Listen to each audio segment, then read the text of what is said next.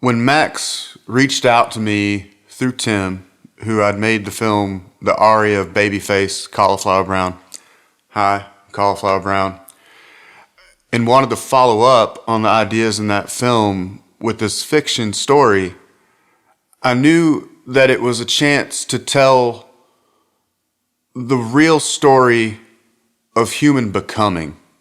Because see, human being is not like any other being. A tree is a tree wherever you put it, but human being takes in its situation, its consciousness. Consciousness is always conscious of something. So sometimes that something is a broken home.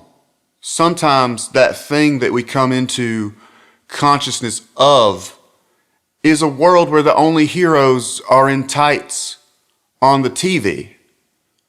And you don't know anyone who's climbed a ladder of success or built a business.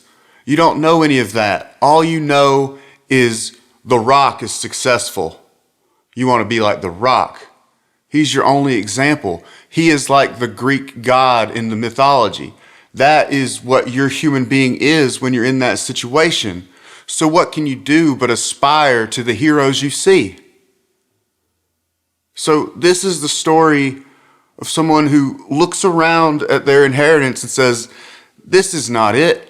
I want to be The Rock. Like, I want those people behind me. But you don't know how to get there, right? It takes an incredible amount of courage. And then it's going to require that courage leading you to develop your genius to get to that. And that's the story of getting out from where we are. That's everybody's story. And we can't just, as a society, only celebrate the stories we deem to be high art.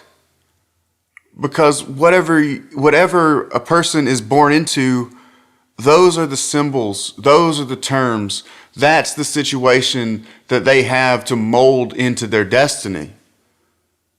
It's a story of becoming. It's the story of every human. And just because it's a story about wrestling or a story that takes place in armories or with brutish men or any of this, that's not to dismiss the story.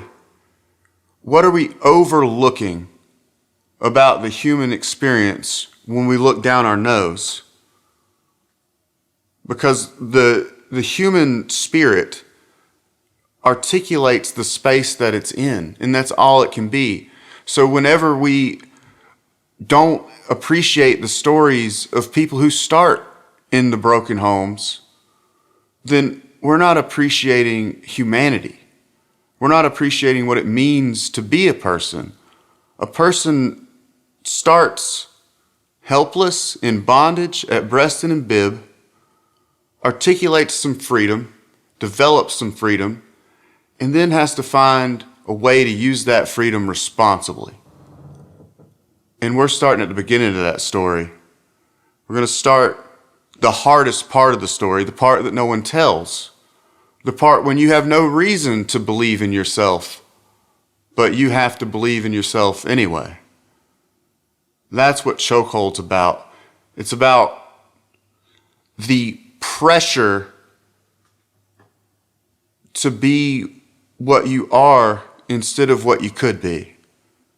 And realizing you're stuck between either being miserable, being what you're born into, or being miserable, suffering along the way to become great. So that's why I want to make this film. And I think there's a whole lot of truth to be uncovered here. Thank you.